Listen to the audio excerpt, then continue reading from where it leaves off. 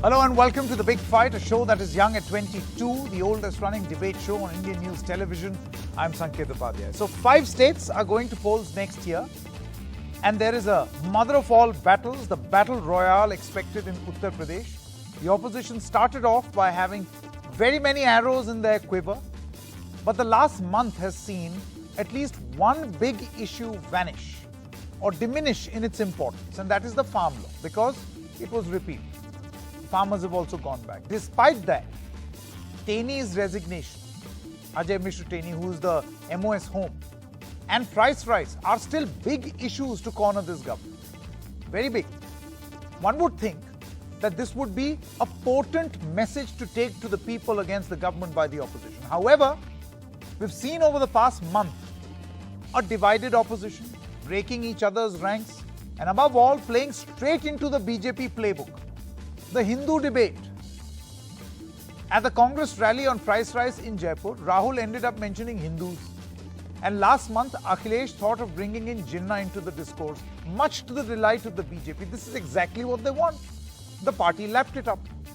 The fight basically now is, who is fighting the battle on whose turf?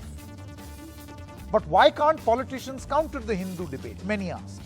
Well, in politics, if you can play a game, play it well or be defeated. Survival of the fittest. So on The Big Fight tonight, we ask this simple question: Hindu, Hindutva-wadi versus the Mehengai debate. Is the opposition walking straight into a BJP trap? Let me now introduce our guests this evening. Ambassador Pawan Verma, member of the Trinamool Congress. We also have Vibhakar Shastri, spokesperson of the Congress Party, is also the grandson of Sir Shri Lal Bahadur Shastri ji. Lalita Kumaramangalam, director of the India Foundation, member of the BJP. PKD Nambiar, political analyst, supports the BJP.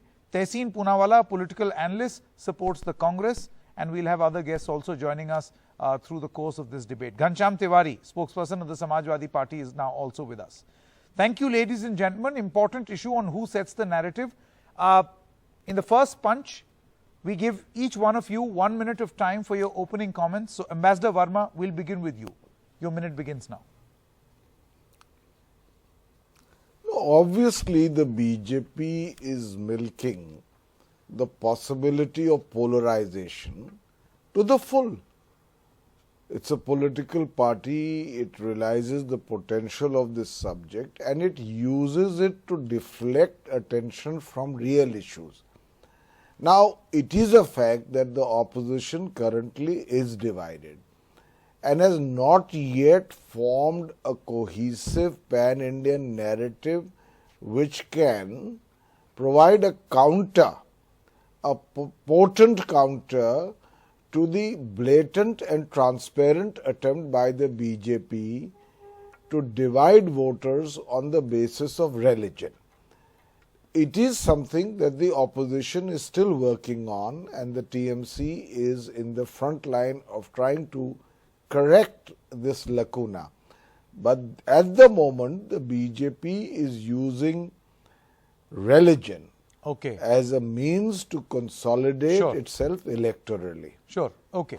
I'm going to come back to you, Ambassador Verma, so that we elaborate on this further. Ms. Lalita Kumaramangalam, good to have you on the show after a very long time, Ms. Kumaramangalam. Welcome. Your opening comments. Thank you.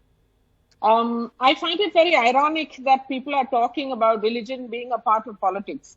From the day India was divided in 1947, and that was a political divide. Remember that all the hard work put in by millions of people of this country, regardless of religion, caste, creed, all of that. Ultimately, it was a partition that was based on religion. And it was a political partition. Now, even if people like Ambassador Verma lay the blame purely on the BJP and say that we are the ones who have divided Indian society, let me remind him that the Hindu majority community in this country is the only community till today, possibly in the world, not just in India, whose religious institutions are totally controlled by the state. Totally. The word secular in India today has become almost like, in some to some people an insult, to some people a badge of honor. And the fact is that secular originally means that religion and state remain separate. It is not separate in India anymore. Sure.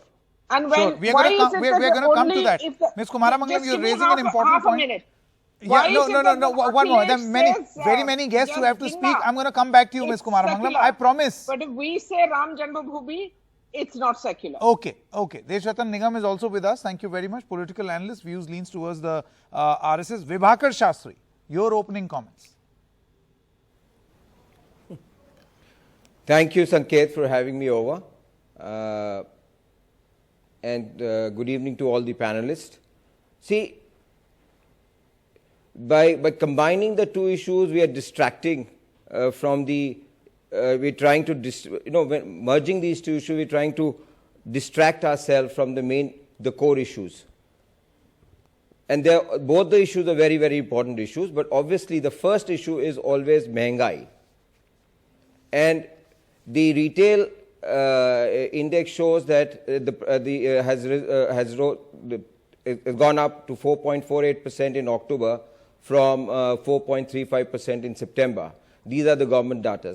Again, why? Because of the rising prices of fuel, rising prices of vegetables, rising prices of oil, and the BJP is trying to play the Hindutva card to hoodwink the poor people of this country because of all the failures they have done in the past 8 years of governance, whether at the center or at the state. Okay, Mr. Shastri, I'm going to have to come back to you.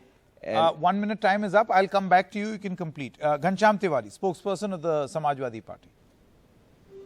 Good evening, Sanket, to you, my fellow co-panelists and your viewers. We look at the state of opposition from the prism of Uttar Pradesh election. And on Uttar Pradesh election, I think there are two parallel streams. One is BJP is doubling down on the Modi-Yogi tamasha and offering people exactly what they do not want and not saying what they want. What people are talking about is unemployment. People are talking about the chutta pashu on the ground. That is what farmers are talking about. Everybody is talking about why Ajay Mishra Teni continues to be a minister in the government.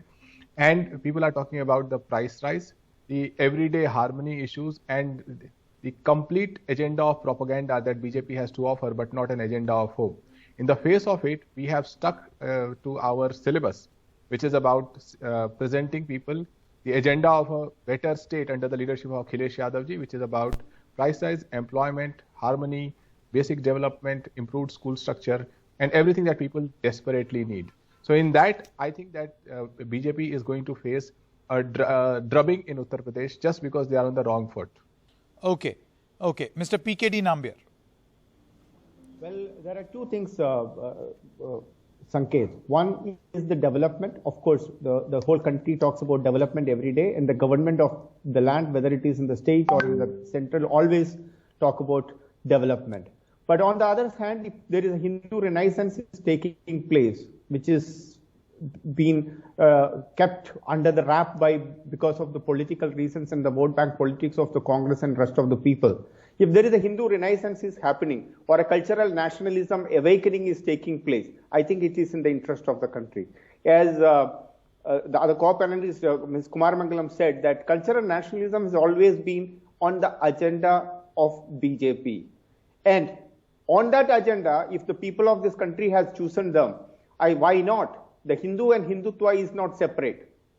Hindutva is just a shield for Hindus. So I think the cultural nationalism and the development that go hand in hand. And in a democracy, all of them combined become the electoral approach. Okay. Mr. Deshratan Nigam, your opening comments. Sanket, in fact, a lot of people are getting confused with Hindutva-wadi. What you saw in Kashi Vishwanath or for that matter Ram Mandir, as I have told you in your previous programs also, is an expression of India's civilizational, cultural and traditional identity. It has nothing to do with the political parties, and some of the political parties are missing it and are on the way of appeasing only Muslims, and therefore this fictional definitions of Hindutva and Hindutva-wadi things are coming out, and it is their own self-definitions. I don't know from where are they getting it, and then they try to deride and demean the Hindus. So that will not do. and it is beyond politics. And secondly, the inflation and other issues are right at the focus of it. That is where the Prime Minister, if you recall, and even Varanasi said, Vikas and Virasat are going hand in hand. So everything is there. And when people will talk of inflation, they will also do comparative study of the Congress era. What was the inflation rate at that point of time? So probably that is why they are avoiding these issues. Sure. Tehseen Poonawala, your opening comments. Good evening, Sanket. I have all my life only voted for the Congress. I continue to vote for the Congress. But the issue is that Prime Minister Modi or the BJP has three agendas. One is Hindu-Muslim. Number two is some sort of a hyper-nationalism or cultural nationalism. And the third is then to add to that, they bring in schemes that they tend to give to the poor, and that enhances Mr. Modi's image. You must have a counter narrative against that. The Congress, if in an inflation rally, harps on Hindu versus Hindutva, the Congress will not win because that is Mr. Modi's strongest pitch. You got to get Modi out of the religion debate and onto the pitch that he does not want to play in. That is economy, that is development, that is inflation. For all means, compare quality of life between 2004, 2014 and 2014 onwards, and you'd see that the UPA performed much better. But the Congress, unfortunately, is getting into a trap that Mr. Modi wants the Congress to get into, and I think that was only bad news for the Congress. Fight it on your strong points, which is development and growth rate that you gave the country. Okay. Now, whether that is happening or not is going to be a subject matter of debate. Let's throw this open for a discussion now, and I'm going to, for the purpose of convenience, divide our debate in two parts. One is this whole talk about secularism, right? Whether what is being done right now by the government is challenging India as a secular state. And the other, of course, will be who sets the agenda and what is it necessarily wrong for the opposition to engage in an agenda being set by the BJP. Ambassador Verma, I want to begin with you on the secularism debate. You know, when the Prime Minister was in Kashi, when he threw open the Kashi Vishwanath corridor, reams were written on how this is a deviation of how we understand secularism in this country. That he is altering the way the Constitution constructs, or separates religion from governance. What is your reading of what is happening right now versus what was happening earlier? You know, I'll define it very clearly for you. Sure. Hinduism is like a grand, self-assured river flowing from the dawn of time, a Sanatan Dharma. Political Hindutva is the attempt to build a narrow, concretized tributary from it, full of hatred, exclusion, bigotry and violence. And I think the time has come for Hindus to make the difference. The time has come for them to say that in the name of political Hindutva, you can't tell a lady whether she can only wear a sari or if she can wear jeans. The time has come to ask them, who has empowered the vigilantes to vandalize a studio setting in Bhopal because they say their religious sentiment are hurt. The time has come to ask, who has given vigilante groups acting in the name of Hindutva to stop namaz in administratively approved places in Gurgaon. The time has come to ask, in Gurugram, the time has come to ask who decides that if you say Diwali Mubarak, it is a travesty against their notion of what Hindu faith should be. These are questions which should concern us. The time has come for them to ask that when a BJP MP rants against an ad campaign where a Hindu woman is not shown wearing a bindu as it being against Hindu values, who has given them the right to speak of all Hindus? Therefore, the narrative of Hinduism is one of inclusion, of tolerance, of pluralism, of a grandeur and loftiness of thought. The audacity of thought, as which you're saying that in this present narrative is missing. Political Hindutva reduces to its lowest common denominator. And let me just add a point here. unless you ask me another question, because I want to point out please go why ahead. this is important. You see, Hindutva is being used to deflect attention from real issues. Give me just a minute, Sanket. The WPI rate of inflation is over 14% at a 12-year high.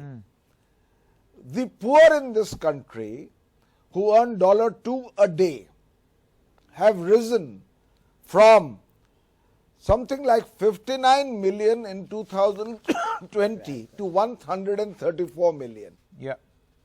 The middle class has shrunk within 1 year from 99 million to 66 million. Cooking oil is 200 rupees more expensive. DAP, the fertilizer that the farmer uses, is selling after you have to almost create a riot to get a bag at 1500 rupees when the maximum retail price is 1200 rupees. The point I am trying to make is unemployment is at a 45-year high. No, while all of this is Whether correct, it's but see, prices, this whether is it's something, this is something which obviously should have been the focal point of all the arguments. However, who's Yes. setting the So narrative therefore, and who's the winning BJP the narrative is battle? riding. Yeah. So in the absence as yet of an organized and cohesive opposition that relentlessly focuses on the real issues. Okay.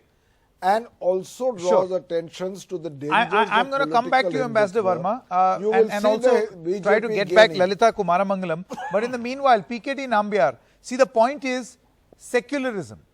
From the opposition and many of the critics have said that this is a deviation of how we understand India as a secular state. What's your argument?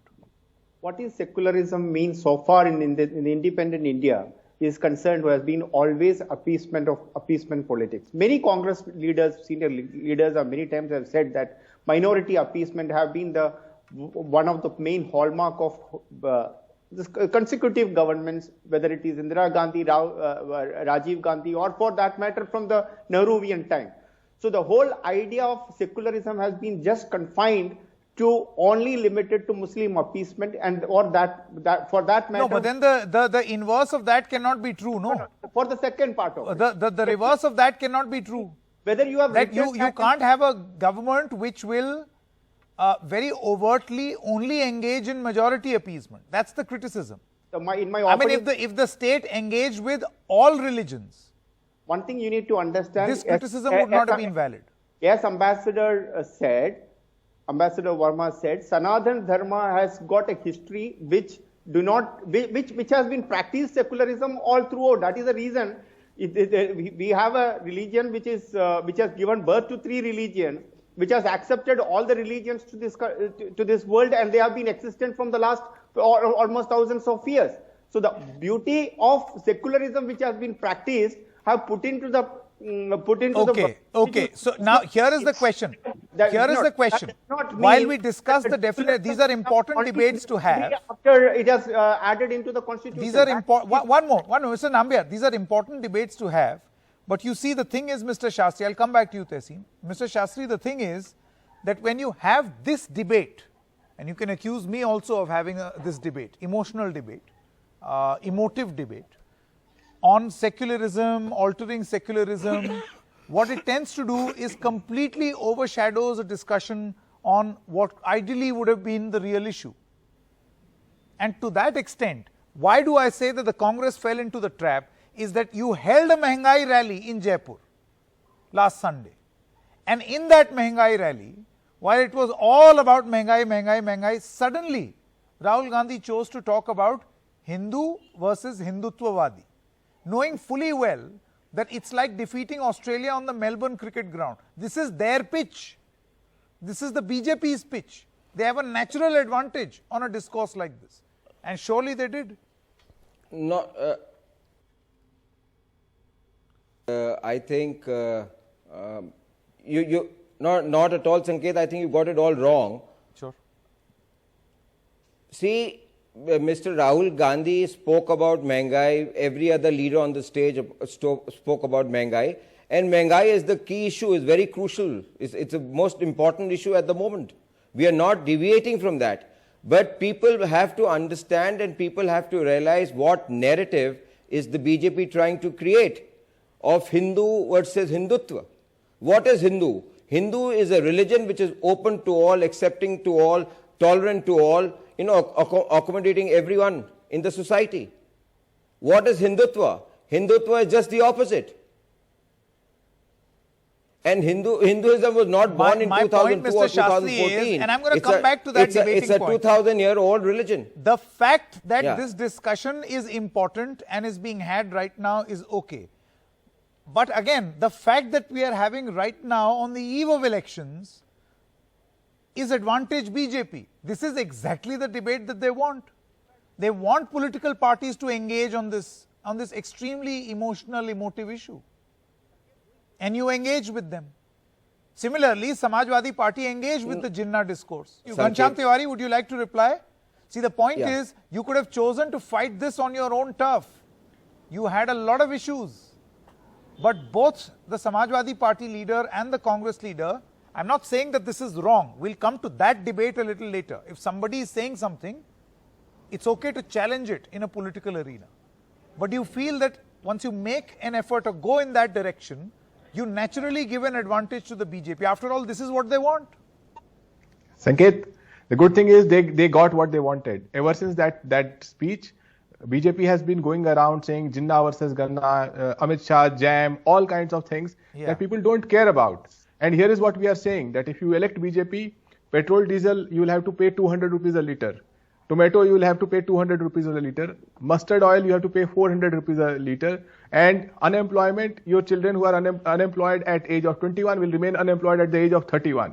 And right now you see youth fighting on the mission of hatred and engineers of hatred that BJP creates. Then you will see children fighting in school.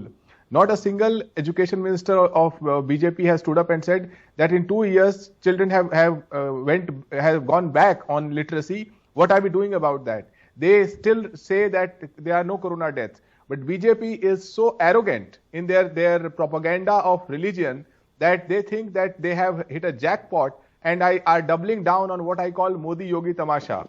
That Tamasha was visible because in that 6 hours, they forgot the 6 months where Banaras saw more deaths, several times more deaths than what was officially recorded.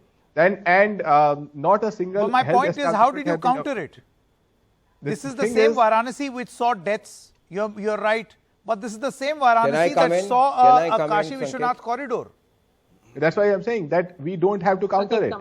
They will double down on Modi Yogi Tamasha, but on the grassroots, as you see the Samajwadi Party rallies, whether it is Vijay Yatra, Parivartan Yatra, you will see that people are coming together and saying one thing. Today, this is the point that I'm trying to make, that is this a dilemma in the opposition or not, to engage or not to engage on things related to Hindu/Hindutva/Hindutva-wadi/Jinnah, to engage in this discourse or not engage. I do see that sometimes this attempt is made within the Congress and the Samajwadi Party and the opposition to not get into this Hindu-Muslim discourse. But then eventually your big leaders, tall leaders end up making a comment. Whether that is right or not, I am not commenting on that. I think BJP is holding this. Yes, Ms. Kumara. Okay. Yeah, I'll come back to you. Ms. Kumara, we lost her connection. Now she's back with us. Ms. Kumaramangalam, my first question was on the issue of secularism. You must have seen and read about the criticism of Narendra Modi and the central government altering secularism in this country as we know it, by way of these debates, this discourse and action. Sanket, neither politics nor history is static. It's an organic thing. People change, countries change, politics change. I think what I'm seeing today evening is the resistance to change from all the anti-BJP parties. It's laughable to me. I'm sorry if I sound arrogant. My apologies if I sound arrogant. But it's, why is everything always the blame of the BJP? This is a free country. You yourself has pointed out, any party can talk on whatever issue they want to. That they choose to engage in building these terms, Hindu, Hindutva, Hinduism, Hindutva-wadi, Hindu-wadi, whatever, just shows that they are also changing. So and you know, the people of this country are not stupid. In 2014, Mr. Modi did not win on a Hindu plank. He won on the plank that he was a man who had provided Gujarat with excellent administration. That's exactly the for point, more Ms. than a decade. Kumaramangam. He did not win on the Hindutva plank. One minute. Why let has me it just come finish. to the fore now? If it has come to the fore, ask the opposition. Why are you they blaming failed. us? We have not. No, in 2019 again, Mr. Modi did not win on a Hindu plank. Mr. He Shastri won said because you failed. because he had. You raked this up because you want to hide your failure. No. Where have we raked it up? You all are the ones who are going on raking it up. If the Prime Minister of a country who happens to belong to a particular religion has said that I'm trying to right certain historical wrongs, here's my counter to that. And goes and builds, We would have found it perfectly acceptable in the Indian context how secularism is defined. Ms. Kumaramanglam, one moment. It would have been perfectly acceptable in the Indian context. Maybe Ambassador Verma can correct me. In the Indian context, where the state engages with all religions, unlike the French model, right? So, if the state would have engaged with all religions, if you would have seen the Prime Minister going to a Gurdwara also, a mosque also, and a temple also. With that, all the Give me temples, half a should be, minute. all the masjids and the Give me Christian half a churches minute. should also be a part of the government rule. Why only Hindu? Exactly. Okay, I'll come back. Mr. Nambi, I'll come back to you. One moment. That question was for Ms. Kumaramanglam. Let me answer. If politicians are to engage with religion, then the meaning of secular means you engage with all religions equally. Yes. Where is the equality? Where is For the the last equality? 60 or 70 years, all top have No, been come on. given in the Just name because of there was no minorities, equality for saying just that because there was That's not correct. no because the equality Hindus for are the 70 majority years, community, there will be no equality we should now. turn the other face. We are not now willing to turn the other cheek to be slapped on all over again. We are told, don't rake up history where Hindus were massacred, even after 1947. No, I'm not just talking about 1,000 years back or over the last 1,000 years, the last millennium. I'm talking about the fact that Hindus have now, as whether you call it a resurgence or a new belief in their own religion or their own the way they live lives. Why is that so galling to others who talk secularism? Okay, Tehseen as well as Mr. You Deshattan want Nigam. secularism, treat us all Okay, let's move equally. beyond secularism now. Tehseen as well as Mr. Deshattan Nigam. Tehseen, I want to come to you now. See, the point is, who sets the agenda? Now, it's very easy for many representatives of the Congress to say that, things work in an ecosystem. The media has to do its part. This has to do their part.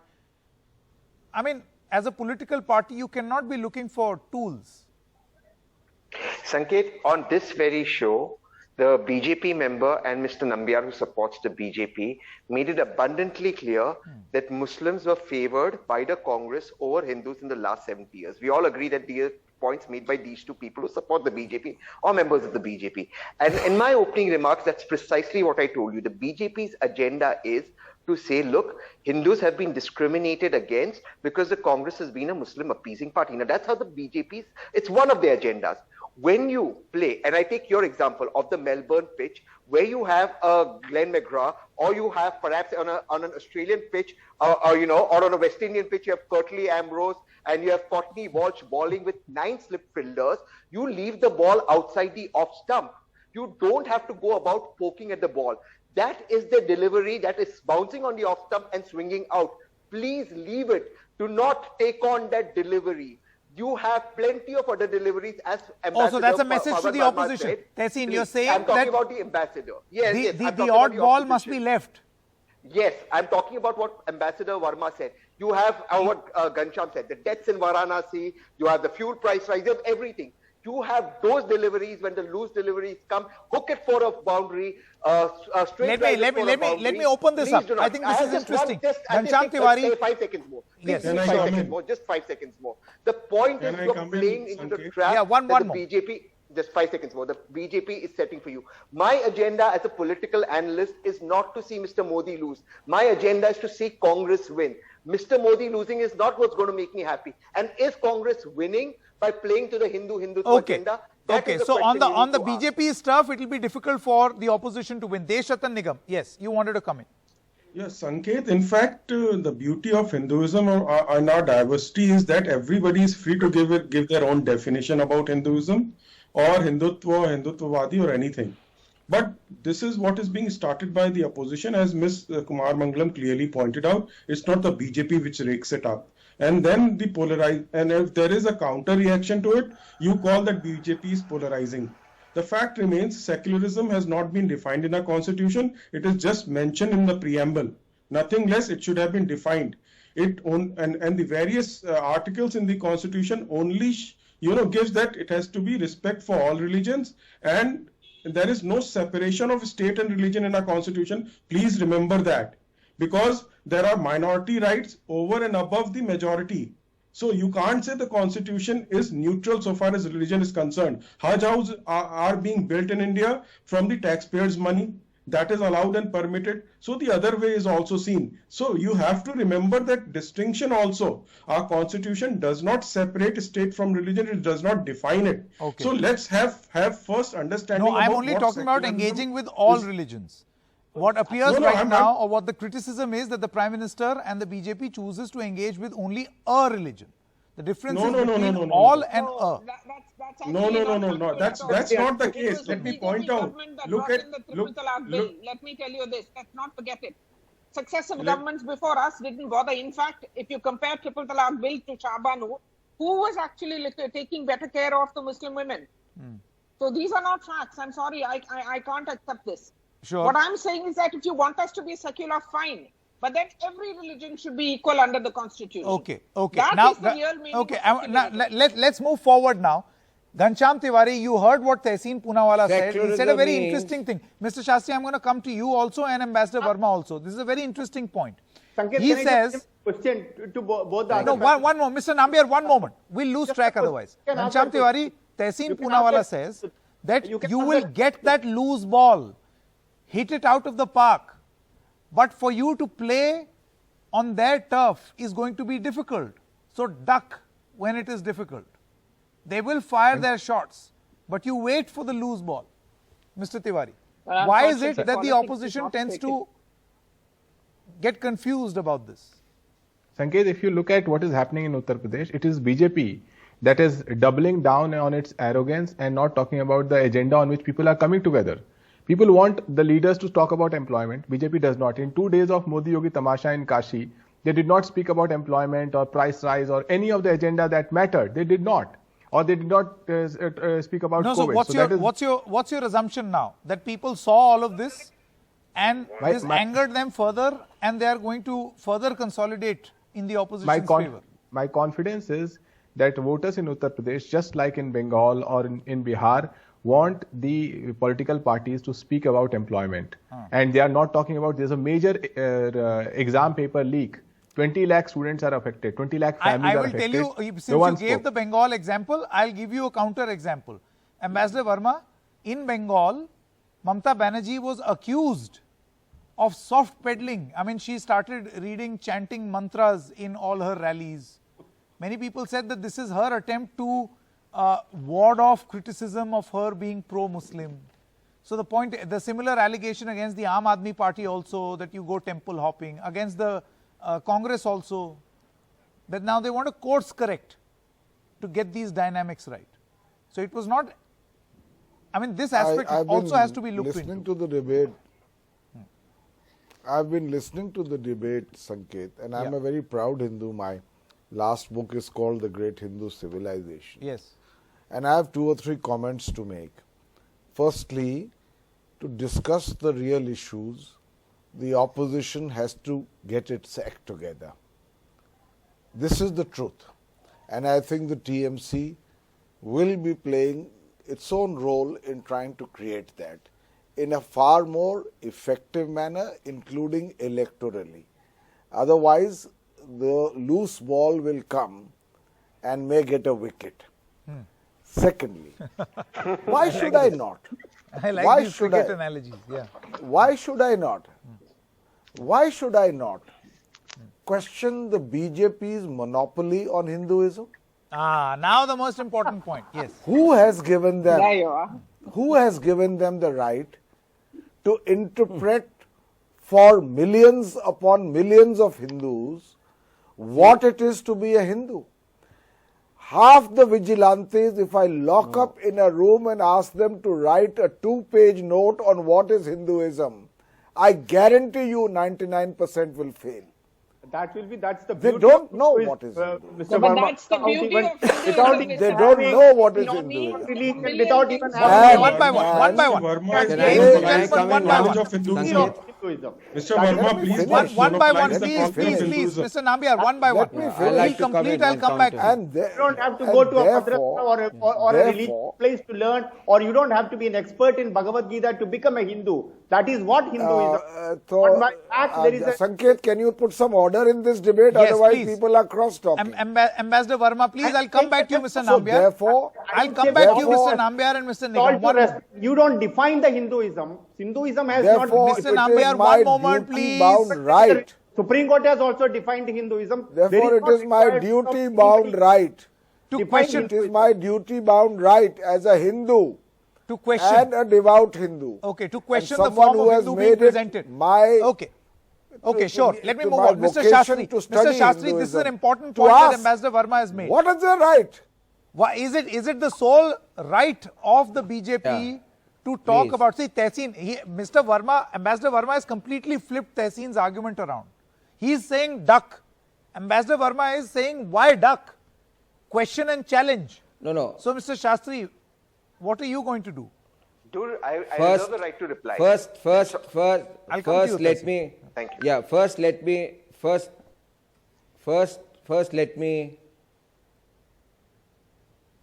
me counter Mr. Verma. Mr. Verma is a very senior and respected panelist here, very literate. And unfortunately, we are getting, I don't want to get into a tutu meme match with him, what the role of TMC is going to be in the opposition or what the role of the Congress is going to be.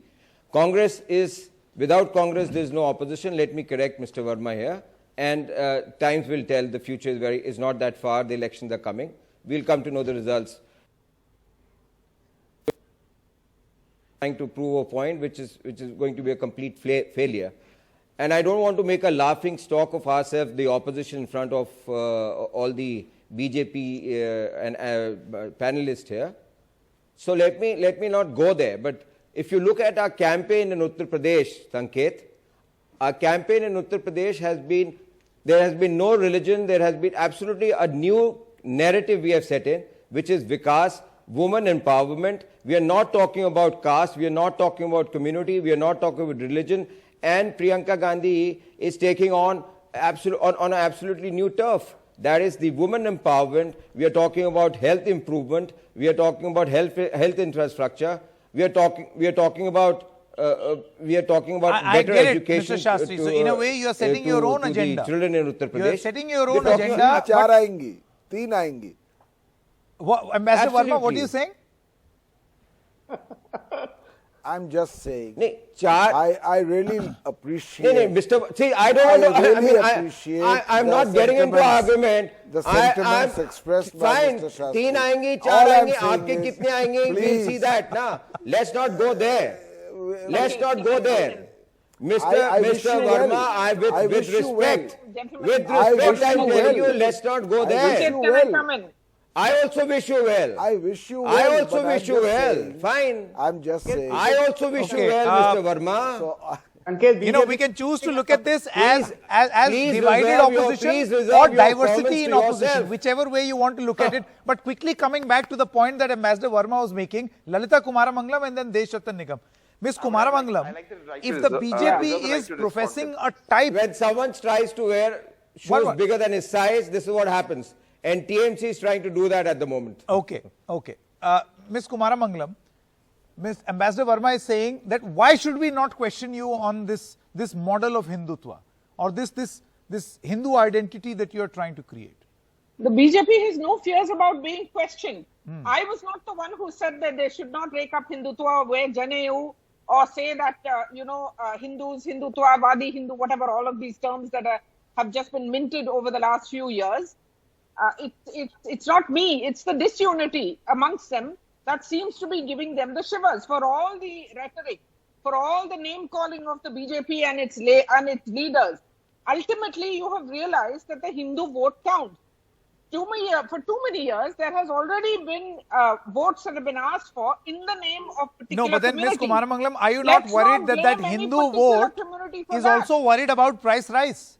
That Hindu vote also lost Sanket. family members in COVID. And that Hindu vote was Sanket. told that we have no data about oxygen-related Sanket. deaths. Sanket, people in every country have been affected by COVID.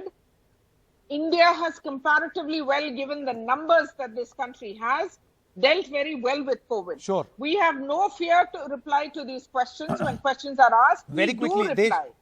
Desh But Ratan the Nigam. failure of the opposition to even present a unified or solid Desh Ratan front Nigam. Okay, is okay. what Just most sticking to people this are subject, looking at. taking Ambassador Verma's comment further, why should the opposition not question you on Hinduism or Hindutva? I think Go ahead, we are Krishna. questioning, we are a Sanket, we are a questioning society, and I think the most questions are asked in India only, and you can't deny that. The fact remains that nobody can monopolize Hinduism, and even just, I am sure Mr. Verma, before writing the book, must have read Justice Gajendra Gadkar's judgment of 1966 that talks of Hinduism being a way of life. And that diversity is what we are proud of. Okay. And that permits everybody to Sure. have their own definition. Last comment, Now, I'm running out of time. Secondly, Yes. let me Sanket, tell you, I reserve the right it is, to Yes, reply it is to yes, Verma. it is the political parties, opposition political parties, which are throwing loose ball to BJP. Okay. They don't want to, discuss serious issues. Another Maybe cricket because of the analogy. lack of competency Opposition in their, is throwing in their loose ball. cadre or in their leadership or some other issues, some other reasons. Okay, But the final fact comment, remains- right to reply of Or Tehseen the fact Poonawala. that they're not too confident Tehseen of their says, batting duck or the bowling. ball. Ambassador Verma says, why should I duck? I am Kapil Dev. I will When hit it out of the park. You better be Jay Shah than Virat Kohli. But the fact of he better not be Virat Kohli, otherwise he'll be kicked out, and no courtesy Jay Shah. But let's come to the pertinent point out here. Yeah. Look, Ambassador Verma, statistics show that 45% in a country which is 80% Hindu, the BJP gets 38% vote, which does not even get all the Hindu votes. The enemies of Hindus and the Muslims are the same: inflation, price rise, petrol, bodies floating in the Ganga, lack of medical care, and bigotry. When you choose just one battle and you leave the other battles, which is a common enemy, you are fighting on the pitch don't that the leave BJP them. wants. I Will never you win? said that. You may win. You Do may it win. more But effectively. statistics are that the BJP will do better. Here is what you will win absolutely when you take on the BJP when they're bowling short at you with 9 slips kept out there and the entire ground Okay. open. Hook them out of the ground. Completely and win the out of match. time. Naseem, it's Then not they will either win. or. It's not either or. Do both, but do them well. Okay, do them well. That's the point we made in the opening comment also. If you, Jo Jeeta Vahi Sikandar, survival of the fittest. If you can fight them on, take them head on. Thank you very much to all of you all. Some questions on coup also. Gopal Swami says, Mehengai forgotten. Opposition do not have a grip on the situation. They all are obsessed with the objective of toppling BJP and Prime Minister Modi. Suman says, BJP knows this is a good topic to divert opposition from the real issues. At this moment, I would also like to welcome Mr. Naresh Gujral, Rajya Sabha MP of the Shiromani Akali Dal. Mr. Gujral, what do you think of this narrative? Well, let me tell you one thing. I'm extremely sad when I see all this because both the BJP and the NDA in 2014 fought and won the election on an economic platform. People expected them to transform their lives, to provide jobs, to make the economy grow. But unfortunately, they've gone on a totally different tangent. Yes, in the beginning, it did fetch them votes, so other parties have started to emulate them. But I think this is something which is extremely sad because it is destroying the secular fabric of this country. Mr. Gujral, you think this actually helps in fetching more votes and diverting attention for the ruling party? If that is the motive, then does it work or will it work from here on? You know, I think there's a law of diminishing returns. Okay. It fetched them votes the first time, but I'm not sure whether you can fool all the people all the time. But you know, one of the things that you have said in the past also that the youth in this country is getting restless and that issue needs to be address. Can you elaborate? Why do you say this? Well, I come from the state of Punjab, and I see that in Punjab, for example, the unemployment rate is higher than 20%. Young boys and girls are leaving the country. They are, legally or illegally, because they can't find jobs. And when they don't find jobs, some take to drugs, some take to crime.